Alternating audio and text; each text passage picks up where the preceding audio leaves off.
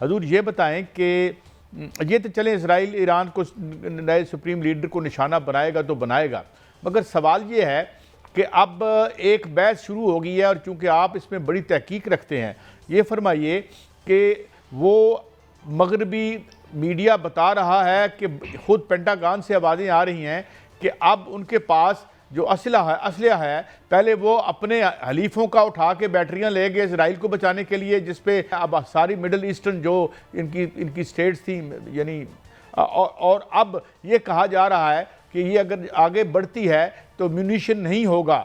क्या है balance of power और कितना ईरान की में कितनी रिजिलियंस है और क्या खबरें हैं इस ज़मन में? जनाब अब्दुल्ला गुल साहब, और बहुत कुछ भी हुआ, ये CIA का सेंटर भी हिट हो गया वहाँ पे, ये सारी बातें दुबई में।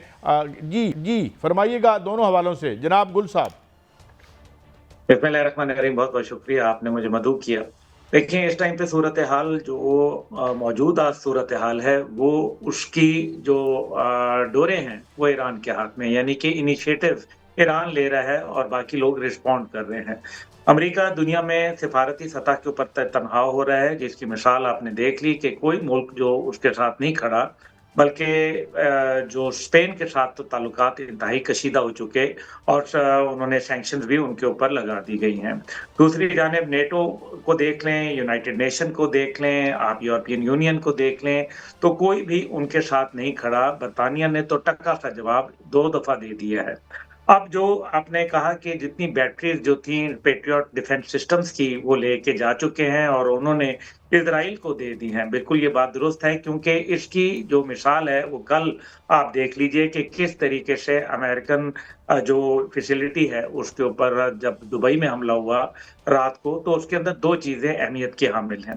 पहली बात यह है कि जो दुबई के अंदर अमेरिकन डिफेंस सिस्टम थे उन्होंने उसको इंटरसेप्ट क्यों नहीं किया, जिसकी आपकी बात की तौसीक होती है। जो दूसरा उसके अंदर पहलू है कि उसके अंदर अपने जो फैसिलिटी थी उसके अंदर भी तो एंटी ड्रोन और एंटी मिसाइल सिस्टम्स लगे हुए थे, वो कहाँ गए और क्यों नहीं ऑपरेट हो सके? इसके 2 पहलू हैं। एक तो ये है कि जो ईरान के कामिकाज़ी ड्रोन हैं वो किसी के बस में नहीं है और वो अटैक करते हैं, रेडार पे नजर नहीं आते, और यही वजह है कि USS अब्राहम लिंकन जिस तेजी से सामने आया था अब उसी तेजी से वहां से निकल गया है। अब डोनाल्ड ट्रंप का ये कहना कि जनाब हम अपनाए हुर्मुज को खुलवा रहे हैं, एक तरफ वो ये क्लेम कर रहे हैं कि मैंने वहां ईरान की तमाम नेवी को खत्म कर दिया है। चले मान लिया, अगर वो ये कह रहे हैं तो फिर वो ये क्यों कह रहे हैं कि जी मैं हर जो जहाज है उसके साथ एक वॉरशिप भिजवाऊंगा US की। अब इसके अंदर ये भी देखना है कि उस वॉरशिप के जब साथ जाएगी तो उस कार्गो जहाज को कितना खमियाजा भुगतना पड़ेगा, कितना बोझ फाइनेंशियली उठाना पड़ेगा उस वॉरशिप के प्रोटेक्शन का। दूसरी जानिब 90 शिप्स रोजाना की तादाद में आबनाए हुर्मुज से गुजरते हैं, तो क्या अमेरिका 90 वॉरशिप्स जो है वो साथ लेके जाएगा? मेरे ख्याल में ये बचगाना और तिफलाना गुफ्तगू है। दूसरी जानिब अमेरिका खुद ये कह रहा है, एक तरफ कह रहा है कि मेरे पास असले की कमी नहीं है, लेकिन डोनाल्ड ट्रंप ये कहता है कि फौरन जो उसने अपनी दिफाई इंडस्ट्री है साजो सामान बनाने वाली, उनको हंगामी बुनियाद के ऊपर उन्होंने असला तैयार करने का हुक्म दिया है। क्यों?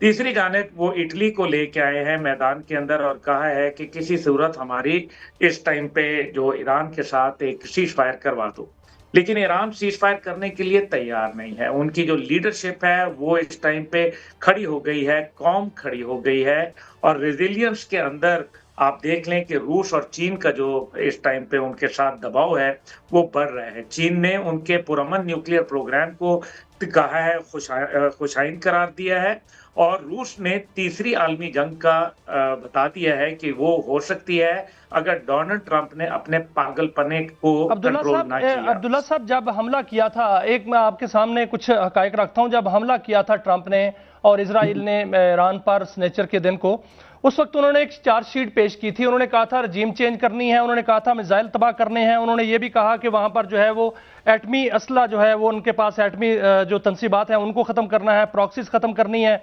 और ईरान को जो है वो बिल्कुल टूट फूट का शिकार कर देना है। 4 दिन गुजर गए, आज चौथा दिन है, ये कुछ भी नहीं हो सका, इनमें से कुछ भी नहीं हो सका। दूसरी तरफ जो अमेरिका है उसके 3 से 4 जहाज जो है वो अभी तक गिर चुके हैं। 3 F-15 और एक आज F-35 गिराने का जो है वो दावा किया गया है ईरान की जानिब से, और उनके पास जो है वो असला की कमी हो रही है। अब नए जो सुप्रीम कमांडर हैं उनको भी तैनात कर मुंतखब कर लिया गया है।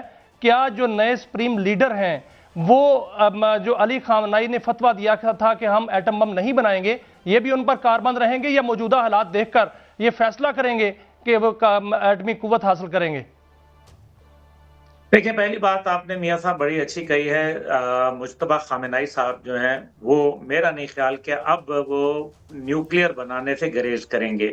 उसकी वजह यह है कि अभी तो वो अनकन्फर्म्ड रिपोर्ट्स हैं, अभी फाइनल नहीं आया, लेकिन बहरहाल अगर वो सुप्रीम लीडर बनते हैं या जो भी बनेगा, फिलहाल ईरान को मालूम है कि उसकी सलामती और बका न्यूक्लियर के हसूल में ही है, और ये चाइना का ये बात करना उनके पुरअमन न्यूक्लियर प्रोग्राम के लिए, इसके पीछे बहुत गहराई और राज मौजूद हैं। अब जो उनके असले के हवाले से अगर बात कर लिया जाए, असला उनके पास मौजूद है, और ये बात खुद अमेरिका तस्लीम करता है कि जितनी तेजी से वो मिसाइल बनाते हैं, अमेरिका वो मिसाइल नहीं बना सकता, और इसके अंदर कहीं ना कहीं मुझे रूस और चीन की एक मुआवनत नजर आती है, क्योंकि ये टाइम है कि रूस और चीन अपने तमाम बदले अमेरिका से ले सके, और ऐसा ही होता है जंगों के अंदर।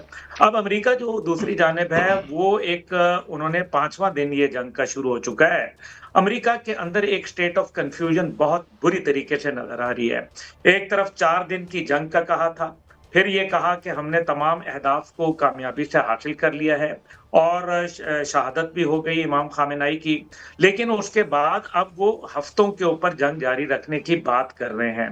दूसरी जानिब अभी जो जनरल डैन उनके हैं, उन्होंने ये कहा है कि जी हम तो 1 हफ्ते के अंदर बिल्कुल इनको सरनगू कर देंगे।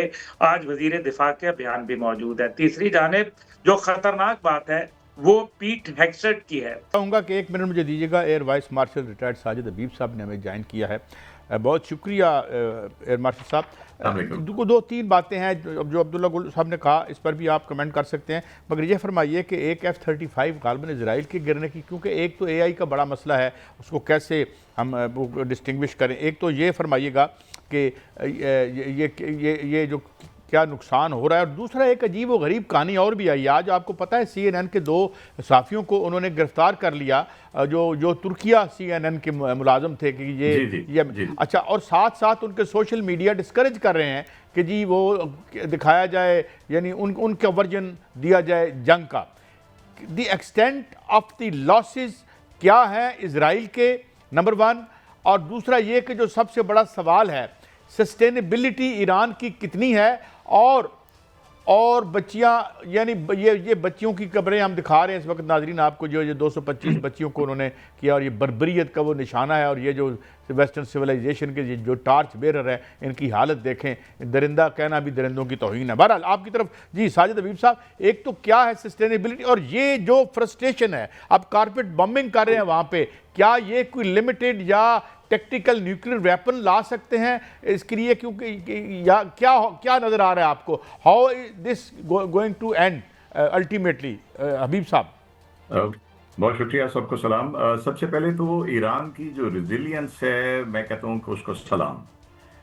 ये इन्होंने एक्सपेक्ट नहीं किया था, इसलिए इनकी स्टेटमेंट्स और इनकी परेशानियां बढ़ती जा रही हैं कि इनका ख्याल यही था कि 3 से 4 दिन के अंदर, क्योंकि हमारे पास मुकम्मल फ़ज़ाई बर्तरी हासिल है, हमारे पास इनकी एयरफोर्स नहीं है, तो हम इनको कारपेट बॉम्बिंग करके तहस कर देंगे। तो आई थिंक कमाल किया है ईरान ने अभी तक।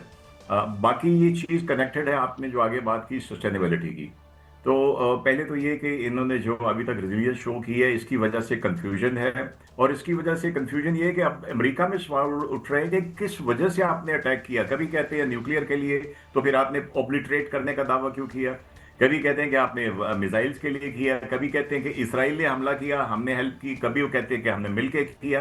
तो ये काफ़ी सवालात वहाँ पे उठ रहे हैं। जहाँ तक पहले बात हुई थी F-35 गिरने की, अगर आपको याद हो कि इन्होंने कुछ अर्सा पहले चाइना ने इनको YLC-8B जो रडार दिए हैं, उसकी बड़ी रेंज है, वो 3D रडार है, वो स्टेल्थ तैयारों को पिक करता है। तो उसके साथ जब उन्होंने अपने मिसाइलों को डेफिनेटली इंटीग्रेट किया होगा, क्योंकि एक बड़ी ज़बरदस्त एक्सरसाइज की थी रशिया ने, चाइना ने और ईरान ने स्ट्रेट ऑफ हॉर्मज़ में नेवल एक्सरसाइज की थी, तो उस टाइम पे इनके इंटीग्रेशन भी अंदर जा रही थी। तो और मैं इसको इससे भी कनेक्ट करूंगा कि कुवैत ने गिरा दिए। देखिए, हर जहाज का एक इलेक्ट्रॉनिक सिग्नेचर होता है जो आपका एयर डिफेंस सिस्टम पहचानता है कि ये कौन सा जहाज है। तो ये कहना कि कुवैत ने फ्रेंडली फायर से गिरा दिए, मैं कम से कम इसको नहीं मान सकता, क्योंकि जब हमने गिराने थे तो हमें एग्जैक्टली पता था 78 में से राफेल कौन कौन से थे। तो पहली बात तो ये। दूसरी ये कि कारपेट बॉम्बिंग या ये बड़े रूथलेस हैं, इनसे ज्यादा बड़े शैतान मेरे ख्याल है तारीख में कम होंगे कि जो इतने बच्चों को स्कूल के ऊपर करके किसी को शर्मिंदगी नहीं हुई। पुराने जमाने में कोई आबादी पे बम गिरता था तो जंग में भी लोग जो है ना वो माजरत करते थे कि हमारी नीयत नहीं थी। अब मुझे खदशा ये है कि ये जिसको हम हाई रेडिएशन बॉम्ब्स करते हैं, ये फ्रस्ट्रेशन में उसकी तरफ ना चले जाएं। उसमें स्ट्रक्चर्स को, जो बिल्डिंग्स होती हैं उनको कोई नुकसान नहीं पहुंचता, लेकिन ह्यूमन जो इंसान होते हैं, जिंदा जानवर, इंसान कुछ भी हो, वो उस रेडिएशन की वजह से हो जाते हैं।